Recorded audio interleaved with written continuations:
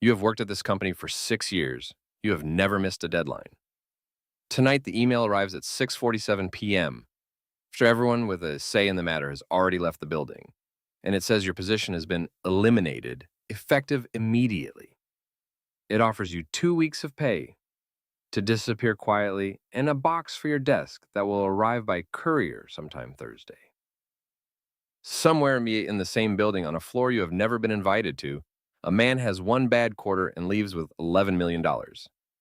Same company, same door, oh, more or less. Two entirely different exits, and neither of you chose the terms. There is a severance clause with your name on it, buried in an offer letter you signed 6 years ago and never read past the salary line. You don't know what it says. Neither did the version of you who signed it. And by the time it matters, it's too late to go back and ask. Nobody explains any of this to you in advance, because explaining it in advance would mean admitting the company has already priced the day it stops needing you. And companies are careful about which truths they say out loud before they have to. Tier 1, $0. You are what's called at will, a phrase you learned the true meaning of only after the email, which means the company owed you nothing beyond your final paycheck and whatever unused vacation days a spreadsheet decides you've earned. No severance is required by law in this country unless a contract or policy promises it. And yours didn't? Because nobody in HR ever sat you down and mentioned that the absence of a promise is itself a kind of promise. You find out about the layoff the way most people do, which is to say badly, a calendar invite titled Quick Sync that turns out to be 4 minutes long, a manager reading from a script written by someone in legal who has never met you, a laptop that stops connecting to the company network before the meeting has even fully ended. The timing is not incidental.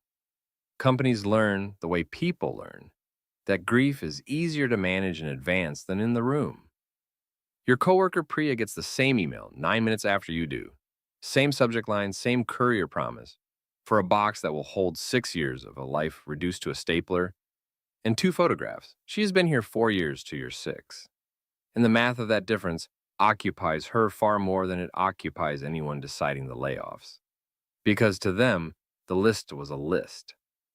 And to her, it is the specific injustice of being let go slightly faster than someone slightly more senior for reasons nobody explains, because explaining was never part of the process. You apply for unemployment that week and learn there is a waiting period, that the benefit caps out well below what you were making, that the state's website was not built by the same people who build the software you spent 6 years supporting. The gap between your old paycheck and what arrives now is the first real math you've done on what 6 years was actually worth to the people who ended it in 4 minutes. You call the company's HR line once, on a Tuesday, mostly to ask whether the health insurance actually ends on the date the letter says it does. And the person on the other end reads from a script that answers a slightly different question than the one you asked, politely. The way people do when the honest answer would take longer to say than the company has budgeted for your call. You hang up still not sure of the date. You find out the real answer 3 weeks later from a pharmacy register that declines your card. The first rule: at $0, you don't get severance. You get a courier and a login that stops working before you've finished saying goodbye. Tier 2, 10,000. The next time it happens, and there's always a next time, this early in a career, there's a document, an actual severance agreement. 2 weeks of pay per year worked. A number that feels almost generous until you read line 4 and understand what you're being asked to trade for it. Your right to sue, quietly signed away in exchange for a check that clears before the ink is fully dry. You have 3 weeks to decide by law, and a lawyer friend tells you to actually read it this time, all of it, which takes an evening you didn't expect to spend this way. The agreement doesn't just cover the layoff, it covers everything. Every frustration, every unpaid hour, everything you might have had a case for and never knew it. Folded into one signature that makes the company's risk disappear in exchange for making yours disappear too. Priya gets the same document at her next job, a different company, same clause structure, almost word for word, because severance agreements are less negotiated than copied, template language passed between HR departments and outside counsel like a shared secret nobody bothered to keep secret. She signs it faster than you did. She needs the check sooner than she needs the principal. You ask this time whether the number is negotiable, a question you didn't know you were allowed to ask the first time this happened to you. The answer is a careful maybe, delivered by someone whose job is specifically to make maybe sound like no without ever technically lying to you. The second rule, $10,000 doesn't buy you severance without conditions. It buys you a check with a silence clause stapled to the back of it. Tier 3, 75,000. Something shifts, not in the layoff itself, but in what happens around it. HR starts scheduling what they call exit interviews, except they don't feel like interviews anymore. They feel like negotiations, careful ones. The company's suddenly interested in what you might say on your way out the door in a way it was never interested in what you had to say while you were still inside it. You get offered outplacement services this time. Resume help, a few sessions with a career coach, a small continuation of benefits, extras that cost the company little but signal something you notice without being able to name it first. They are managing your departure now, not just processing it. Priya, laid off again from a different role at a different company, negotiates her severance for the first time, timidly, and gets an extra week added almost as an afterthought. The company more interested in avoiding a bad conversation than in holding a firm line on a number that small. She tells you about it like it's a victory. It is, technically. It's also the first sign of a pattern neither of you has named yet, that the size of the ask matters less than the size of the number attached to your name, in whatever system decides how much friction you're worth. You start keeping your own file now, screenshots of performance reviews, emails that document things you did well, insurance against the version of this conversation you can feel coming again someday. From some company, for some reason that will once again not be fully explained to you. The outplacement coach you're assigned spends most of your first session explaining, gently, that the resume format you've used for a decade is wrong, and most of your second explaining that the job market has changed in ways that make your 6 years look shorter than they were on paper. You leave both sessions grateful and slightly insulted in roughly equal measure, which turns out to be the exact emotional register this whole tier is built around. Help that is real, offered by people whose salary depends on you feeling helped quickly and moving on. The third rule, at $75,000, they stop just processing your exit.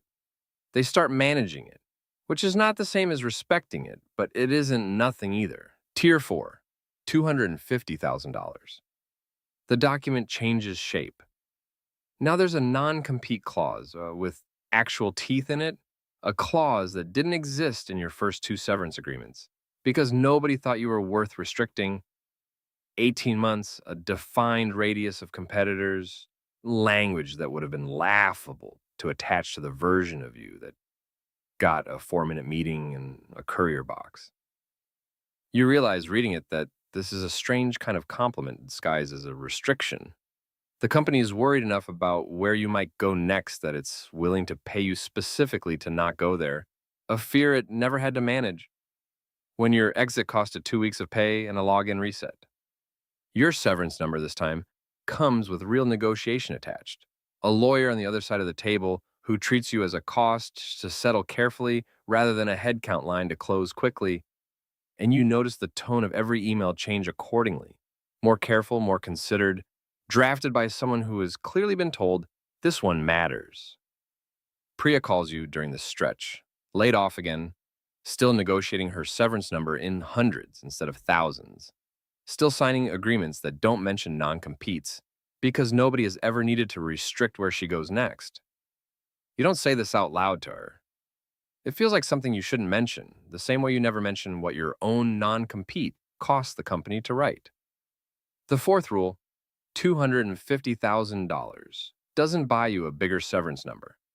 It buys you a company that's suddenly afraid of where you'll go, which changes the whole shape of the conversation. Tier 5, $1,000,000. The layoff when it Finally comes again, doesn't arrive as an email. It arrives as a meeting, scheduled in advance, with an actual person from legal in the room instead of a script read by your manager, and a negotiation that unfolds over days instead of minutes.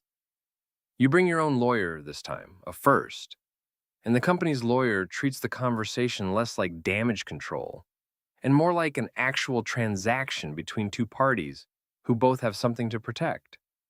The severance number moves twice in your favor, not out of generosity, but because settling with you quietly costs less than the alternative of not settling at all.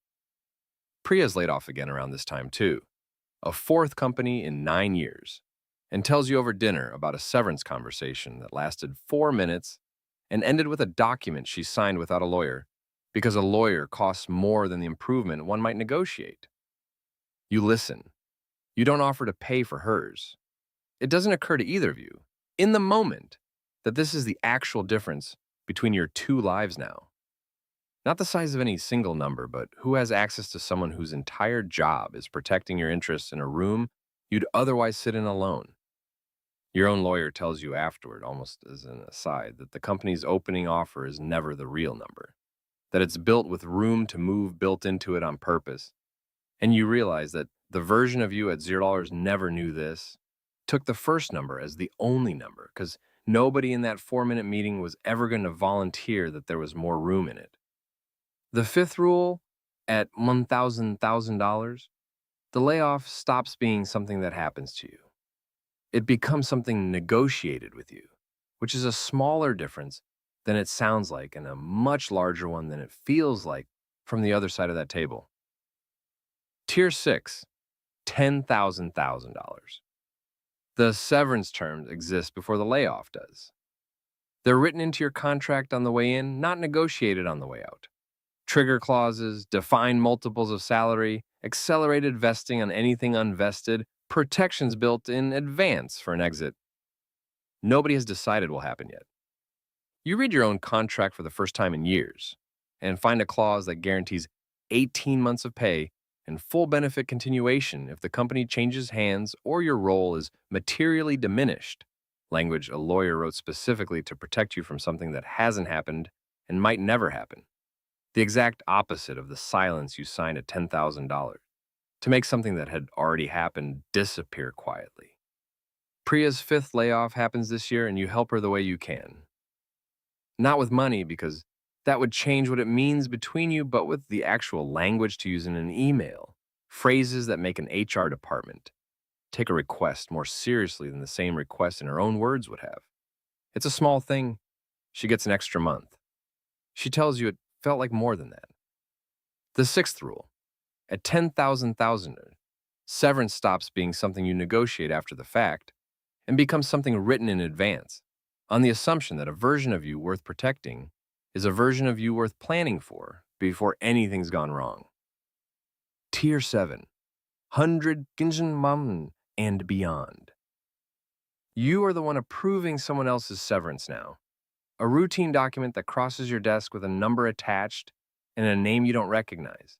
Somebody 2 levels down whose role is being eliminated in language identical to the email you got 11 years ago, before you knew what any of these words actually cost the person receiving them. You could sign it without reading past the number, the way it was signed for you the first time, and mostly that's what happens at this level. Approvals move fast. A name becomes a line item. A life becomes a formality with a courier attached somewhere downstream that you'll never personally witness. You read this one anyway, all of it, and add 2 things nobody asked you to add: an extra month of benefits and a note requiring HR to schedule the actual conversation during business hours, in person, not at 6:40 p.m., after everyone with a say in the matter has already gone home. It costs the company almost nothing. You're not sure it changes anything for the person receiving it, not really. Not in a way that undoes what the email itself already did the moment it arrived.